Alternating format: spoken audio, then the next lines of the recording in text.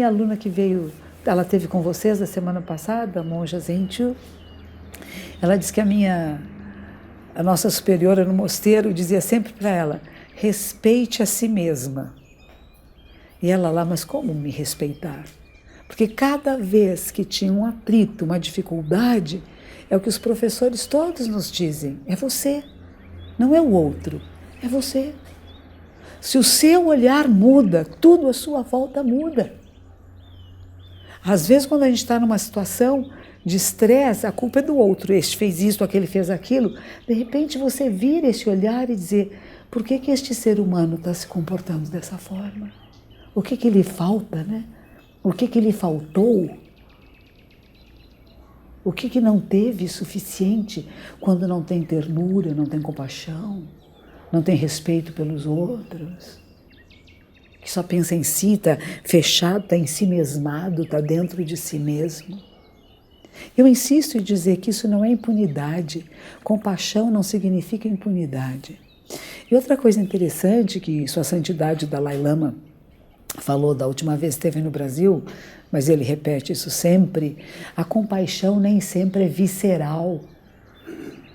Não é uma coisa que sai aqui de dentro, né? Ah, estão fazendo uma coisa horrorosa, ah, eu sinto tanta compaixão. Não é verdade. Me roubou, matou meu filho, assaltou um menininho agora que foi morto, né? Esses dias agora, não sei quem matou, parece que foi o pai, sei lá quem, é um horror, as coisas que a gente não acredita direito que acontecem. E são seres humanos como nós. Não é que eles são monstros horrorosos, são seres humanos como nós, que podem ter distúrbios, chamamos de perversões, que não sabem lidar com a vida. Não sabem lidar. Eu quero exterminar aquilo que me incomoda. Meu filho me incomoda, eu mato ele. O que é isso?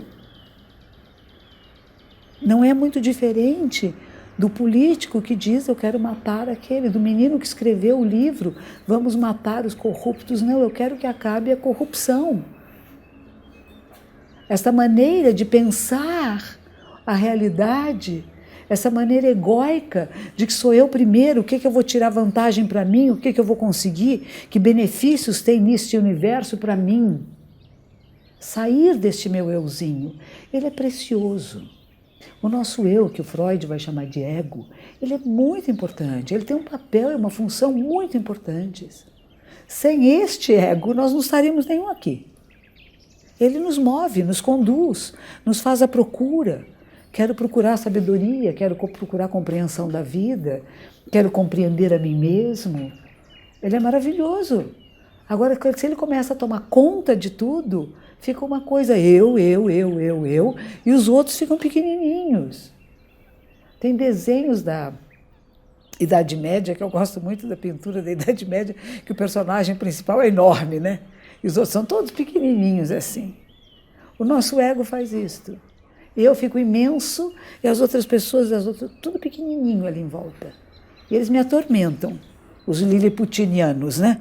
Que são todas miniaturas humanas, pessoas chatas que me atormentam e me incomodam. E a gente precisa tomar cuidado, porque não vivemos uns sem os outros, né? Nós somos a vida da Terra, nós não vivemos sem outras pessoas. E até os atritos, as dificuldades são coisas boas. Hoje a palestra que eu fui dar em Campinas é de uma empresa de medicamentos farmacêutica e que ela acabou absorvendo outras empresas, fizeram uma junção de várias empresas. E quem me chamou foi o departamento de RH, de recursos humanos. Eu acho isso tão maravilhoso. Quais são os recursos humanos? Eu tenho essas peças aqui, essa pessoinha, são essas peças que eu tenho, né? Com as quais eu vou fazer que a minha empresa funcione bem, né? Mas é uma parte interessante porque o pessoal de recursos humanos trabalha com psicologia, tem conhecer a mente humana, como fazer com que as pessoas se relacionem de forma melhor, não é? Eu disse a eles que fascinante, chegou um problema, que gostoso! Não é? Chegou uma dificuldade, estava tudo bem, todo mundo estava se sentindo estável, cada um trabalhando na sua empresa, já estavam acostumados como é que as coisas iam. De repente, um problema. Nós temos que juntar com outras pessoas. Nós não sabemos quem são. Como será que eles vão responder quando eu apresentar um projeto? Vão gostar de mim ou não vão gostar de mim? Vão me acolher ou não vão me acolher? Muitas cabeças rolam quando há essas junções de empresas. Será que a minha cabecinha vai rolar? E quando o estresse começa a surgir, a nossa capacidade de trabalho diminui. E o que eu disse para eles? Se alegrem, que delícia! Não há nada fixo ou permanente neste mundo. Estamos numa área de instabilidade, que gostoso! O nosso corpo está o tempo todo procurando estabilidade. Para estarmos sentados nessa cadeira ou no chão, o corpo está se estabilizando o tempo todo. É instável e estável ao mesmo tempo, mas o que Buda dizia é isso: não há nada fixo, nada permanente. Nada que eu possa dizer, confio nisso plenamente, sempre vai ser assim. Não. A única coisa que vai ser sempre assim é que não há nada fixo. Que tudo está mudando e se transformando. E que nós somos corresponsáveis pelas mudanças e transformações na nossa vida. E a nossa vida é a vida da Terra. Nós não estamos separados. Não estamos separados. E temos que fazer escolhas. E fazemos escolhas todos os dias. Para onde eu vou, com quem eu falo, o que eu visto, o que eu como, que atividades eu vou ter durante o dia, estamos o tempo todo escolhendo.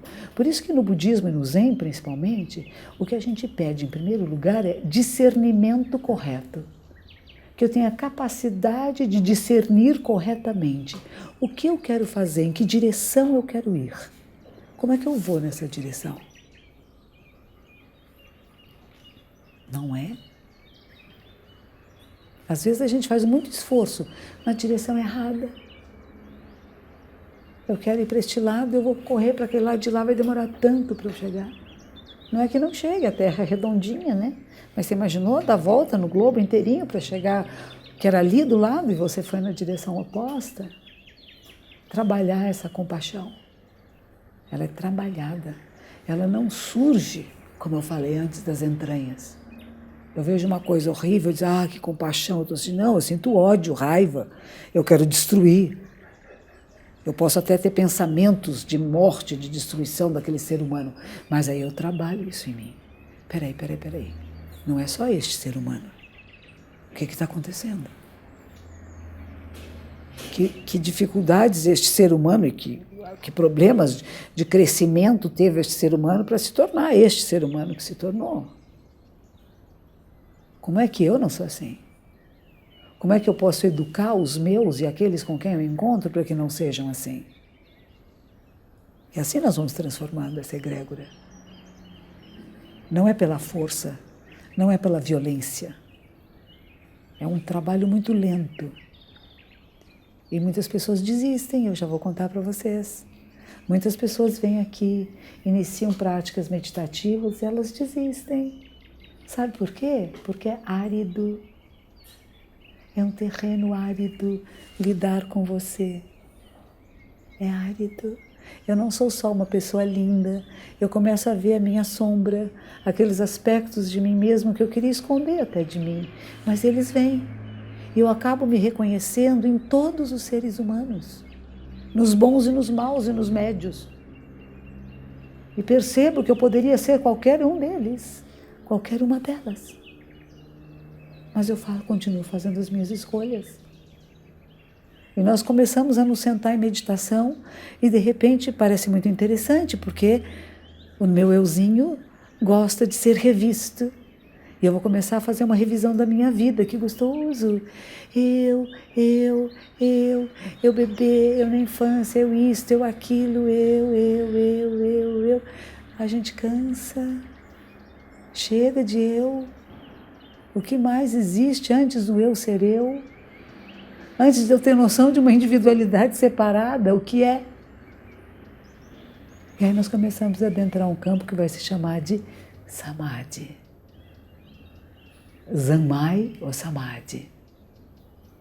Onde não existe antes desse eu ser formado. Eu já era. Mas não tinha um eu ainda, identificado como um eu separado. Me sentia meio misturada com tudo um pouco.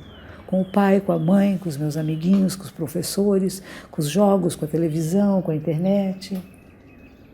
De repente fui separando e criando esta ideia deste eu, que existe, que é bom, que é perfeito. Não é errado, não tem um eu para jogar fora, mas tem que ir um pouquinho além, para conhecer até como que foi formado. E será que eu posso mexer um pouco nisto e fazer pequenas e sutis mudanças? Elas são muito pequenas e sutis. Eu gostei também de Sua Santidade quando ele disse, quando ele tinha 76 anos, naquela época ele disse: eu pratico meditação desde os 6 anos de idade. Com 16 eu comecei a entender mais ou menos o que eu fazia. Tem 10 anos aí que ele não conta muito. Mas de lá até agora, ele diz, são 60 anos. Vocês querem saber o quanto eu mudei? Ele disse um tantinho assim. Então a gente não pratica a meditação para mudar, para virar outra pessoa, mas para ser quem você é, para reconhecer quem você é, para conhecer a si mesmo e acolher a si mesmo e acolher as nossas deficiências. Acolhê-las, porque a única transformação é através da acolhida, não do rechaço. Quanto mais força eu der ao negativo, mais poderoso fica. Eu não quero mal, eu não quero mal, eu não quero mal, estou tornando o mal muito forte. Tem uma malvadazinha aqui que chegou na minha vida. Uma malvadeza chegou. Ok. Veio, chegou até mim. Vou lidar com isto. Agora, se eu der força, fica enorme. Então a gente tira o poder, dando o oposto. Aquilo que vem com raiva, com ódio, a gente não dá raiva nem dá ódio. Você diminui a força do ódio, da raiva, do rancor, da violência, do querer destruir, querer o mal. A gente começa a querer o bem.